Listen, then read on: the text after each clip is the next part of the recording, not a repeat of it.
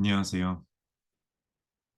오늘은 그 앵글 포인트에 관련해서 좀 설명을 드리고, 앵글 포인트 중에서도 특히 많은 분들이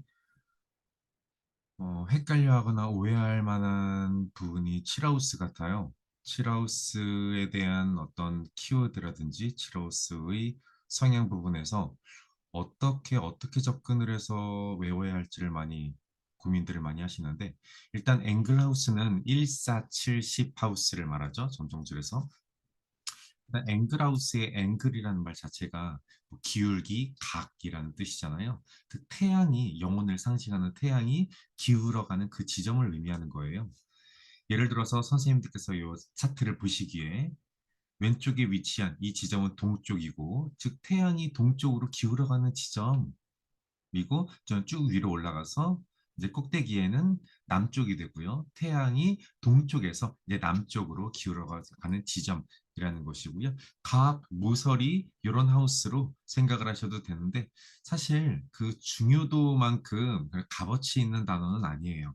앵글이라는 단어가 이제 전성술에서 많이 익숙해져서 앵글하우스는 1470이야. 앵글하우스는 1하우스, 4하우스, 7하우스, 10하우스다. 이렇게 외우시는데 고전 점성술에서 어떤 하우스들보다도 굉장히 중요한 하우스거든요. 그렇다면 좀 이제 메이저 하우스라든지 다른 뭐 중요한 키워드를 따서 이름을 만들었으면 좋았을 뻔했는데 앵글하우스라고 우리는 부르죠. 그중에서 첫 시작은 1하우스입니다. 1하우스는 일단 1하우스를 알기 전에 앵글 포인트 중 하나를 알아야 되는데 이 1하우스에 보면 어떤 선이 지나고 있지 않나요? 이 선이 뭐 전문 용어로는 뭐 ASC, 어센던트, 줄여서 뭐 어센 뭐 이렇게 부르는데 상승하는 이란 뜻이에요. 그래서 요즘에 이제 한문의 문화가 다시 전성술에 도입이 되면서 상승하는 이라는 말을 따서 상승점이라고 부르죠. 상승점이 쉽게 말하면 동쪽 지평선을 말합니다. 동쪽 지평선은 태양이 떠오르는 지점이에요. 자, 동쪽 지평선은 태양이 떠오르는 지점이에요. 이 단순한 논리에 우리 인간들이 인위적으로 상징성을 부여합니다. 태양이 떠오르는 지점이니 태양이 무엇일까? 자, 태양은 우리 만물의 이제 생명을 이제 일으키는 그런 본체잖아요. 예를 들어서 뭐 태양이 없다면 식물이 죽어갈 것이고, 식물이 죽으면 초식동물이 죽고, 그럼 그 다음에 이제 육식동물이 죽고, 그 다음은 이제 그 모든 것들을 이제 흡수하는 식물과 동물을 다 먹는 인간들이 죽고, 즉 모든 생명의 근원이라는 거죠, 태양이. 태양이 생명의 근원이면 인간으로 돌아가 보자. 그럼 인간에게 생명의 근원이 뭘까? 영혼이라는 거예요. 사람은 영혼이 빠져나갔을 경우에 이제 껍데기만 남고 이제 죽어가는구나라고 우리가 많이 생각을 하듯이 그래서 태양은 영혼이다라는 논리를 붙입니다. 즉 점성술에서 태양은 영혼입니다. 그러면 이 동쪽 지평선 태양이 떠오르는 지점은 영혼이 떠오르는 지점이라는 거예요. 영혼이 떠오르다라는 것은 탄생이라는 거고요. 그래서 우리는 어센던트 상승점 뭐 ASC라고 부르는 이 동쪽 지평선을 탄생선이라고 쉽게 부르면 좋아요. 자, 탄생선이라는 것은 당신을 의미하는 선이죠. 당신이 이제 사람마다 각각 자신이 탄생하는 지점이니까. 자, 그럼 탄생의 지점이 위치한 별자리, 즉 1하우스에 위치한 별자리죠. 이 별자리는 당신을 의미하는 별자리가 되고 점성술에서는 상승궁이라고 부르고요. 이 상승궁 전체를 차지하고 있는 이 범위, 즉 1하우스는 탄생의 하우스라는 거예요. 즉 탄생의 하우스, 말이 좀 어려우면 나를 의미하는 하우스라는 거죠. 1하우스는 나를 의미하는 시점입니다. 자, 나라는 것은 일단 우리는 껍데기, 이 육신부터 시작을 해서 그 육신 안에 들어있는 내면, 그 내면으로 인해 만들어진 성격, 즉 육신과 즉 몸이죠. 몸의 건강과 내면, 감정적인 부분, 감정의 건강, 그다음에 성격, 성격적인 다양한 부분을 차지하고 있는 게 전부 다 1하우스고요. 그다음에 육신과 감정으로 인해서 우리가 살아가는 생계적인 부분까지 담당할 수 있는데 1하우스가 즉 종합을 해보면 이제 육신의 건강, 감정의 건강, 그다음에 한 사람의 성향, 우리가 살아가는 생계적인 윤택함을 볼 수 있는 게 1하우스고요. 거기서 더 나아가서 이제 좀 이제 10하우스도 섞어야 되고 여러 가지를 섞어야 되지만 포르투나의 구조라든지 스피릿의 구조라든지 우리는 그 모든 것들을 종합해서 인생이 자본주의 사회니까 직업적인 부분까지 사실을 파악할 수 있는 게 일하우스고요. 일하우스는 굉장히 간단해요. 나라는 단어에서 파생이 된 감정, 육신, 그다음에 성향이나 생계 이렇게만 보면 되니까 예전으로 들어가 보죠. 지금 우리가 출생 차트를 보는 거니까 일하우스가 나라고 하는 거지. 일하우스는 원래로 따지면은 우리 국가입니다. 즉 우리나라, 우리나라. 즉 일하우스가 우리나라면 반대로 돌아가 볼까요? 이제 그 반대는 칠하우스가 되죠. 힐하우스를 마주보고 있는 것은 칠하우스잖아요. 자, 우리나라로부터 반대편에 있는 나라라는 거예요. 반대편이라는 것은 등졌다는 뜻이고요. 등졌다는 것은 적이라는 뜻이죠. 그래서 칠하우스는 적국이라는 키워드가 있습니다. 적국은 우리가 두 가지 방향성으로 볼 수 있는데 적국에 우리가 갈 경우에는 왜 가나를 좀 생각을 해봐야 돼요. 자, 칠하우스는 일단 적국이래. 칠하우스는 적진이래. 적들이 바글바글한 곳이에요. 칠하우스에 누군가를 보낸다. 우리가 내가 만약에 간다라고 했을 때 우리는 첫 번째 전쟁을 하러 가거나 누구를 적장을 뭐 암살을 한다거나 적국의 왕을 암살을 하러 가겠죠. 아니면 전쟁을 일으키러 가거나 그 다음에는 이제 외교를 펼치러 가죠. 이제 친선으로 간다는 뜻이에요. 우리 이제 전쟁하지 맙시다라고 이제 그 적국의 왕에게 도장을 받아내거나 적장과 이렇게 화합을 하는 거죠. 테이블을 마주보고. 그래서 우리 일단 외교라는 단어부터 좀 보면 칠하우스에 외교라는 키워드가 있어요. 외교가 요즘으로 말하면 테이블을 두고 적장에 도장을 받아내는 거잖아요. 그건 요즘에도 활동이 많죠.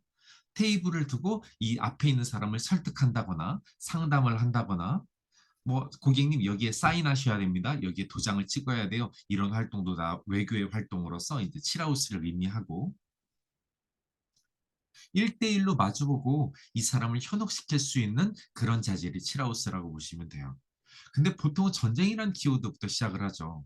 자, 칠하우스는 적국의 방이야. 전쟁의 단어가 들어있고 전쟁이라는 것은 적을 죽이기 위한 거잖아요. 왜 그러냐면 우리가 죽으니까 적을 죽이지 않으면 그래서 칠하우스는 원래 죽음이라는 키워드가 있습니다. 많은 분들이 근데 고전 점성술에서는 파라우스도 흉한하우스니까 파라우스의 죽음이란 키워드를 넣었는데 원래 첫 시작은 칠하우스가 죽음입니다. 자, 죽음이란 단에서 파생되는 어떤 그런 나쁜 그런 단어들은 좀 나중에 이제 배워보도록 하고 일단은 칠하우스, 죽음, 적, 전쟁 이라는 단어인데 이것들을 요즘으로 말하면 경쟁이라는 거죠. 경쟁이라는 것은 사실 옳은 경쟁도 있고 좀 나쁜 경쟁도 있지만 그걸 좀 구체적으로 좀 안 좋은 식으로 말하면 시비, 다툼이라는 거예요. 구설이라는 거고. 그래서 칠하우스에 예를 들어 흉성이 있는 분들은 보통 시비, 다툼이 있는 경우가 많고요. 인간 사이의 문제, 구설을 겪는 경우가 많습니다. 또 화성에 따라서 토성에 따라서 다른 방향성으로 이제 해석이 될 수 있지만 우린 지금 거기까지 하기엔 좀 시간이 많이 걸리니까 일단 칠하우스는 전쟁의 방이구나. 그에 따라서 요즘의 해석은 시비와 다툼이 일어날 수 있는 방이구나. 구설이 일어날 수 있대. 싸움이 일어나는 방이구나. 라는 거예요. 칠하우스는 전쟁의 방이래요. 지겹잖아요, 이제. 요즘의 사회가 언젠데 우리가 계속 전쟁을 하고 있어. 서로 소모가 될 뿐이야. 그래서 사람들은 구상을 합니다. 각국 나라들이 전쟁을 하지 않는 방법을 고안해내요. 아, 그럼 외교를 펼치면 되는 거 아니야? 아니죠. 그거는 종이로 이제 서류를 작성하는 거잖아요. 종이는 찢어버리면 그만이지, 태워버리면 그만이지. 그래서 사람들은 절대 전쟁을 일으키지 못하는 방법을 고안해냅니다. 자, 나에게 가장 소중한 것을 너희 나라로 줄게. 너희 나라도 가장 소중한 것을 우리나라로 가져와. 그것을 이제 화합을 하자. 이게 뭐냐면 바로 결혼이라는 거예요. 지금 요즘 결혼이라는 단어가 굉장히 아름다운 단어로 이제 쓰여지고 있지만 예전에는 이제 전쟁을 못하게 각국의 가장 소중한 존재는 왕자와 공주잖아요. 서로 묶는다는 거죠. 볼모로 잡는다는 거예요. 그러므로 인해서 전쟁을 절대 치지 못하게 서로. 그래서 결혼이라는 단어가 이 무시무시한 전쟁이라는 단어에서 파생이 되고 그래서 이제 칠하우스는 결혼의 방이 됐고요. 그 결혼에 따라서 결혼이라는 단어에 따라서 나오는 배우자 지금 제가 말하는 단어를 다 기억하셔야 돼요. 전부 다 칠하우스 단어니까. 배우자. 배우자는 예전에 뭐였죠? 애인이었죠. 애인은 애인과는 연애를 했죠. 사랑을 하고. 그래서 칠하우스는 요즘에 결혼, 배우자, 애인, 연애의 하우스가 됩니다. 아름다운 키워드로 요즘 바뀌죠. 그래서 칠하우스에 어떤 행성이 있는지에 따라서 당신의 배우자와 결혼운과 그다음에 그 전에 이제 애인이었던 그런 사람들의 분위기나 그 사람과의 관계성도 알아볼 수 있죠. 예를 들어 칠하우스에 흉성이 있다는 뜻은 배우자 운이나 결혼 운, 애인과의 운에서도 좀 안 좋은 사연이 엮인다는 거죠. 화성에 따라서 토성에 따라서 뭐 달리 적용이 되겠지만 거기까지 지금 하면은 너무 구체적인 해석이 되고요. 방대해지니까. 예를 칠하우스에 길성들이 있는 경우는 길하게 해석을 할 거예요. 칠하우스에 목성이 있다면 목성이 점성술에서는 귀족의 행성이잖아요. 당신의 배우자 방에 귀족이 들어있구나라는 뜻이니까. 칠하우스에 금성이 있는 경우 여성분들은 주의해야 됩니다. 금성은 길성이에요.